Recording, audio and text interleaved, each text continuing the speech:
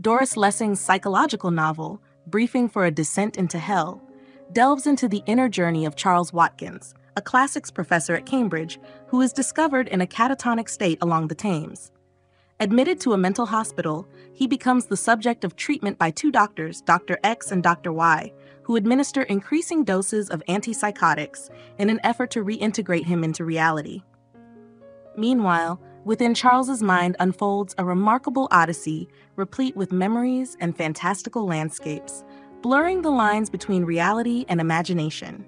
At the core of the narrative are primordial entities, Minna Air and Merc Uri, orchestrating a celestial assembly aimed at dispatching delegates to Earth, or Hell, to mitigate the inherent separateness plaguing its inhabitants, an ego-driven self-interest that eclipses collective welfare. The story centers on one such delegate, initially nameless but revealed later to be Charles himself, discovered disoriented along the Thames, his memory wiped clean. Transported to a psychiatric facility, Charles, skeptical of Dr. X's existence, gravitates towards Dr. Y for reasons undisclosed.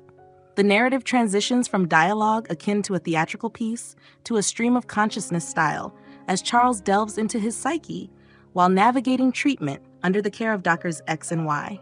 Charles finds himself adrift on a raft in the vastness of the Atlantic, abandoned by companions who ascend into an enigmatic alien vessel.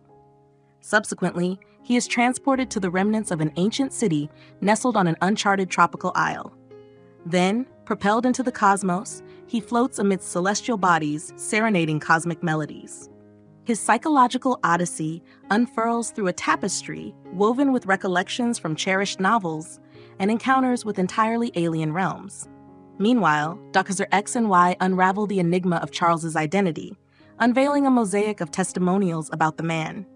Charles emerges as a cantankerous and self-absorbed classics professor at Cambridge, depicted unfavorably by his long-standing colleague Jeremy, whose relationship with Charles has perennially been fraught with strife. Also among Charles's detractors is his former lover, Constance, bearing his unborn child, whose infatuation turned to resentment when Charles, callously terminating their liaison without elucidation, shattered her aspirations. Transitioning her academic focus at his behest, she grappled to rekindle his affection, only to harbor animosity upon learning of her pregnancy, perceiving him as the architect of her misfortune. Charles's tumultuous domestic life further includes a strained rapport with his wife, who yearns for semblances of normalcy, and an encounter with Rosemary, an unfamiliar acquaintance captivated by one of his lectures in London, beseeching him to rendezvous upon her next visit to the city.